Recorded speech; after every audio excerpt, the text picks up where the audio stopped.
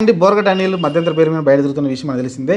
ఆయన బెయిల్ అయిపోయిన తర్వాత కూడా బెయిల్ కండిషన్ ఏదైతే ఉందో మధ్యంతర బెయిల్ అయిపోయిన తర్వాత కూడా అతను ఇంకా పోలీసులకి లొంగిపోలేదండి. ఎందుకంటే మధ్యంతర బెయిల్ 15 రోజులు 20 రోజులు ఇస్తారు. అవి ఇచ్చిన తర్వాత ఇమీడియట్గా అయితే మళ్ళీ పోలీసుల స్టేషన్లో లొంగిపోవాల్సి ఉంటుంది. అతనైతే లొంగిపోలేదు. లొంగిపోవడంతో అయితే పోలీసులు అయితే కంగారు పడ్డారు. ఎక్కడున్నారు ఎదుగుతున్నారు. అలానే కోర్టుకు కూడా చెప్పడం చూసాం. ఇమీడియట్ కోర్టు కూడా రియాక్షన్ ఇచ్చింది. మీకు బెయిల్ ఇచ్చిన తర్వాత దాని కండిషన్స్ ప్రకారం మీరు ఇమీడియట్గా అయితే లొంగిపోవాల్సి ఉంటుంది. మీరు లొంగిపోతే దానిపైన కూడా శిక్షలు ఎక్స్ట్రా పడతాయి మీకు అని అయితే కోర్టు సీరియస్ అయింది. దాంతో భయపడ్డ బోరగడ్డ అనిల్ అయితే సడన్గా అయితే ఎవరు తెలియకుండా సడన్గా పోలీస్ స్టేషన్లో అయితే కనిపించాడు.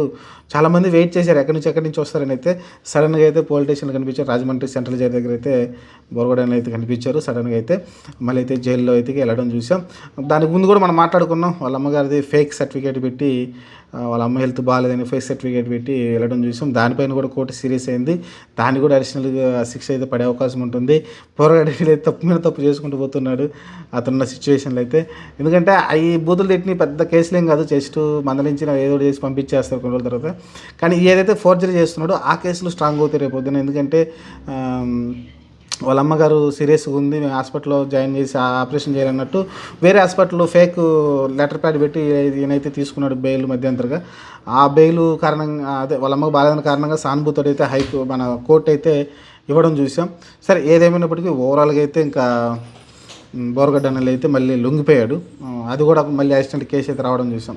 చూద్దాం మరి బోరగడ్డ అనిల్ అయితే చాలా ఫస్ట్ టార్గెట్ అయింది అతనే కదా. ఆ తర్వాత పోసాని అందరూ వచ్చారు. ప్రస్తుతానికి అయితే బోరగడ్డ అనిల్ లొంగిపోయాడు.